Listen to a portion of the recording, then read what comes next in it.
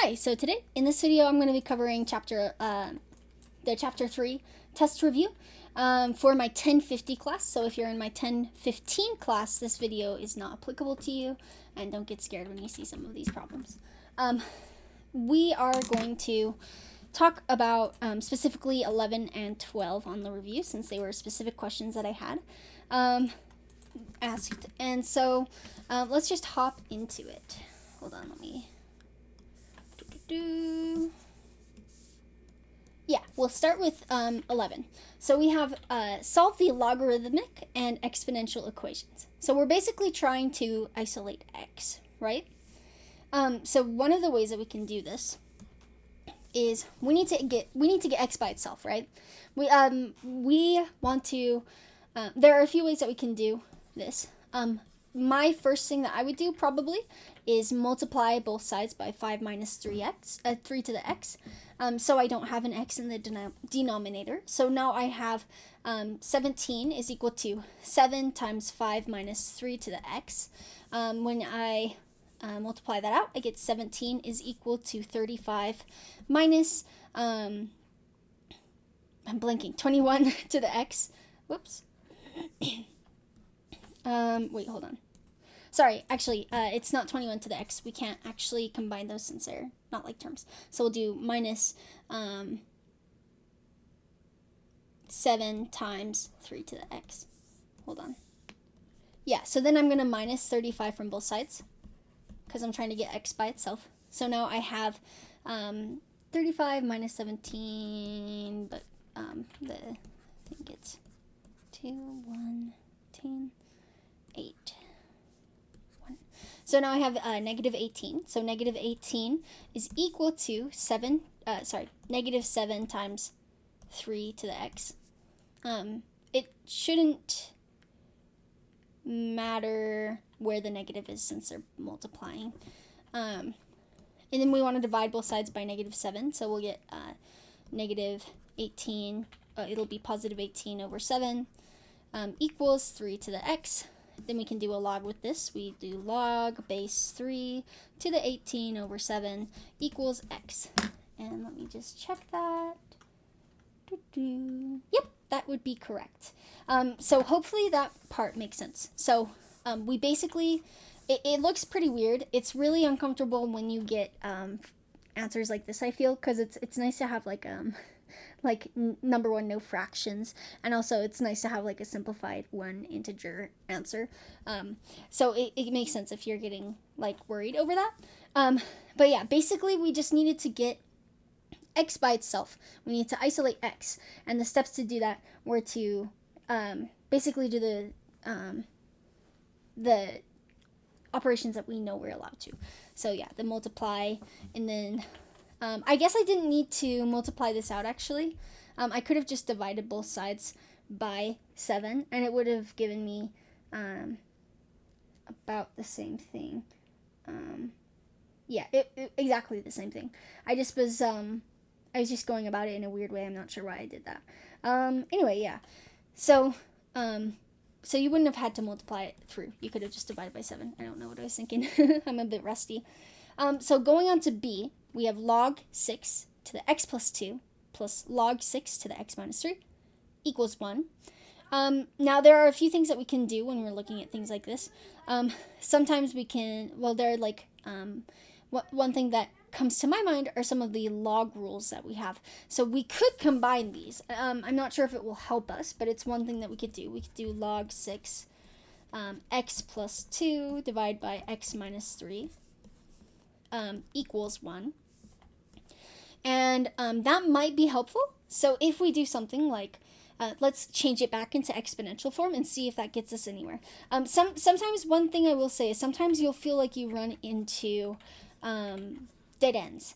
But if you feel like you have an answer, try plugging it back in and see if it makes the statement true. So log 6, base 6 to the 1 is equal to x plus 2 over x minus 3. And I'm starting to feel like we might have some problems here, but we will see. I think that, one sec. Yeah, let's just keep going. So I want to get x by itself, but it's kind of tricky when you have a denominator. So I'm going to multiply both sides by x minus 3. So I have 6 times x minus 3 equals x plus 2. This will give me 6x minus 3, minus 18 equals x plus 2. I'm going to add 18 to both sides and minus x from both sides. So I get 5x is equal to 20. Divide both sides by 5 and you get x equals 4. To check this, I'm going to plug everything back in. It might be trickier when you don't have a calculator. But like so, log to the 6 equals 6, because 4 plus 2 is 6.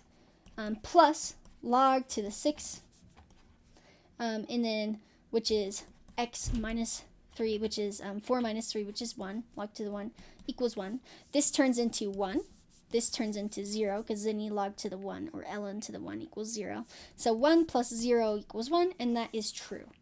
Hopefully that made sense. Sometimes it's okay if you start feeling like nervous, like, hey, I'm not sure if this is right. But as we get into the higher maths, it starts to make more sense, I think.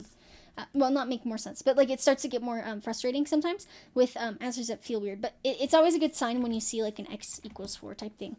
And it's always nice to check your answers when you are able to. 4 to the x minus 4 times 2 to the x equals 21. So we will do, let's see. It's always good to see some of the operations that you have. I believe we also covered this in class, but I don't remember if we did or not. One of the first things that I'm seeing is we can't just like add 4 to both sides because it's being multiplied here. 4 minus 4 times 2 to the x equals 21. So we have 4 to the x minus 4 times 2 to the x equals 21. It might be 1 minute. Oh, okay. So it's hard to recognize at first because like obviously it's like what's going on here. But some of the steps that you can take if you feel like you're at a dead end is maybe seeing, so I see a common thing of 4 and a 2 and a 4, and negative 4 in that case. But if you remember, 4 is the same as 2 squared, right? So we could change this to 2 squared and then times x, which gives you 2 to the 2x minus 4 times 2 to the x equals 21. And now this is what we sort of discussed in class. This is very similar to a quadratic function. And the reason why I'm thinking that, it obviously doesn't really look like that quite all the way. But we have the 2 and the 1 and the constant, which will just turn into negative 21 equals 0. So what we can, and that's very similar to like x to the 2 minus 4x to the 1 minus 21. So what we did in class when we discussed this is we changed, we did 2 to the x. We said that is going to be equal to w. I don't remember what variable we chose, but it's okay. So 2 to the x equals w. So if we have w, and then we need to square this, w squared, because that's sort of what we had before, right? If this is w, if this part's w, it's not all the way connected, but we'll have it be squared, and then minus 4w minus 21 equals 0. What we can do now is we can say, okay, we could do the quadratic function. I always like doing the other methods first. So I would do the AC method. So A, which is 1, times negative 21, which is C. So negative 21. And then what multiplies up to negative 21 that adds up to 4? My guess is 7 and 3, and probably negative 7 and 3. So we'll have negative 7, W minus 7, W plus 3. And this is our factored form. Now the issue here equals 0. Where our W, this is not our answer. This is not our answer for X. But we can say that W equals positive 7 and negative 3. So we can change this into 2 to the x equals 7 and 2 to the x equals negative 3. And we can change these into logs and see which one would work. So this would turn into log base 2 to the 7 equals x, and this would turn into log base 2 to the negative 3 equals x. Now this is a problem. We cannot have a negative in our answer slot right here. So we know that our answer is going to be this. That's going to be what x equals. It's not going to be 2 or 7. It's not going to be anything like that. It's going to be when we, because we're still solving for x, right? It's what it's asking for us to do. We still want x by itself. And this was a way that we got x by itself. We just had to change the 2 to the x into w. Now this one's kind of tricky. I'm not entirely, it took me a little bit to even recognize that it would be a quadratic equation. I had to pause the recording for a minute and think about it. My recommendation for problems where you're at a dead end, again, is to see if there are things that you can simplify down further. So 21 can't really be simplified. I don't think it'd be useful to simplify this negative 4 down by anything, but it is useful to simplify this 4, especially since we have a 2 to the x, and say, okay, well, we have 2 common things. Will it be useful for me if I replace those common things with a variable? And if it isn't useful, then throw it out, but it's always worth a try if you're feeling stuck. Yeah, these ones are kind of trickier. But yeah, just remember, number 1, don't forget what you assign your w to be. So when you get your answer like this, you can assign it back in, you can switch it back in. And then also don't forget what's allowed for logs and not. Moving on to problem 12, we have this saying, solve the following inequalities, write the solution in an interval notation, and graph the solution set. Show your work. So here's this. Actually, when we're talking about the solution set, graphing it, well, we'll see when we cross the bridge, I guess. So what's helpful for these is, I think, setting it equal to 0. But hold on. I probably want x by itself. So I'm going to minus 11 instead of minusing 8. So minus 11 from both sides, we get negative 3. 1.2 to the x, it's greater than or equal to negative 3. We're going to divide both sides by negative 3. But remember, if you divide by a negative number with an inequality, then it switches the sign, the flipped. So 1.2 to the x is less than or equal to 1. And now we can change it. Now, one of the things that we can do is we can say, okay, I'm going to just plop a little log base 1.2 on both sides. And that gives me log base 1.2 to the 1.2 to the x, which these will cross out, and you'll get x is less than or equal to, and then log base 1.2 to the 1, and any log to the 1 is going to be equal to 0. So x is less than or equal to 0. Yeah, basically, we're going to be doing the same type of thing that we do with normal problems, is we're solving for 0, essentially, except for you just got to keep track of your equality sign. When it's talking about graphing your solution set, I don't think that you need to actually graph the actual graph. So what I would do instead, it might be good just in case, but especially if it doesn't give you a graph, what I would just do a number line. So we have 0, and then we have x is less than or equal to 0. So all of these, and it's included. So a dot like that. And then for interval notation, we'll just do negative infinity because it's not included. We'll do a parentheses, comma, 0, bracket. And that would be your answer. ln for x plus 10 is less than or equal to 2. There are a few routes that we could go this way. And what I would be thinking, let's think for a minute. I feel like, hold on, give me just a second. Sometimes these are tricky. You have to think about what you can do. One of the options we could do is to set both, give both the base of e. That would get rid of the ln, leaving us with 4x plus 10 equals 2, e to the second. That's a little trickier, though. It leads us basically to back where we started. Give me just a second to think. Okay, yeah, so I think I'm going to go that route. I'm going to first try my e to the ln for x plus 10. is less than or equal to e to the squared. And we're allowed to do this because whatever you do to one side, you have to do to the other. And it's sort of like a log property, I guess.